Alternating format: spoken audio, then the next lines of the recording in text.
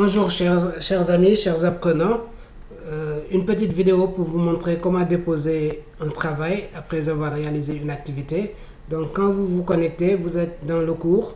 Et dans le cours, après une leçon par exemple comme cette leçon 2, personnaliser paragraphe en tête et pied de page, il y a une activité à réaliser après avoir parcouru toute la vidéo et lu tout le cours.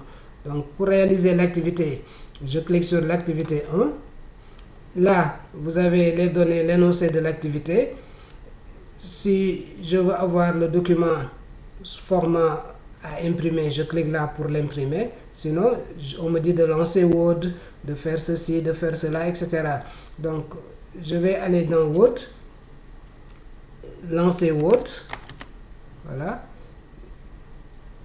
Et une fois que Word a démarré, je fais l'exercice qu'on m'a demandé de faire, l'activité qu'on me demande de faire, c'est-à-dire d'emprunter un texte, de mettre en forme ce texte en justifiant, en appliquant l'interligne, etc. Donc ici, voilà, on me demande d'emprunter un texte, donc l'activité est là, emprunter un texte de 100 paragraphes, mettez en forme, parce que dans le cours, on nous a appris comment mettre en forme taille de la police, l'interligne, Times New Roman, d'introduire, de diviser le texte en 3 grandes parties. La première partie aura comme titre Introduction, la deuxième partie aura comme titre FST, etc. et FMPO. Après, on nous demande de personnaliser. Maintenant, une fois que j'ai fait mon travail, par exemple ici, égal rand, je ne sais pas ce qu'on vous demande de faire réellement. Je ne vais pas tout faire, mais je vous montre seulement le début. Là, j'emprunte un texte. Et après, je sélectionne tout. Justifier, interligne 1,50, taille de la police 14, Times New Roman, voilà. Numéroter les pages, insertion, numéro de page, ici. Je mets ça en bas de page. Et dans bas de page, je vais choisir en bas à droite, format normal, numéro normal, numéro 3. Et là, il va numéroter et je ferme pour sortir, etc. Je continue l'exercice. Maintenant, déjà, on me demande d'enregistrer sous. Enregistrer sous, je fais fichier enregistrer sous ou F12.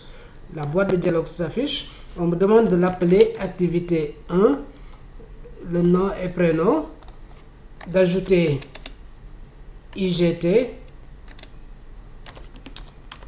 2020.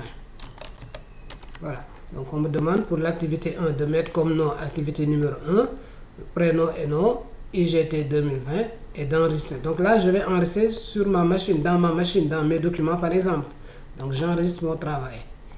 Donc, mais là, c'est incomplet. Je vous montre seulement, mais c'est à vous après de compléter la suite, de faire la suite.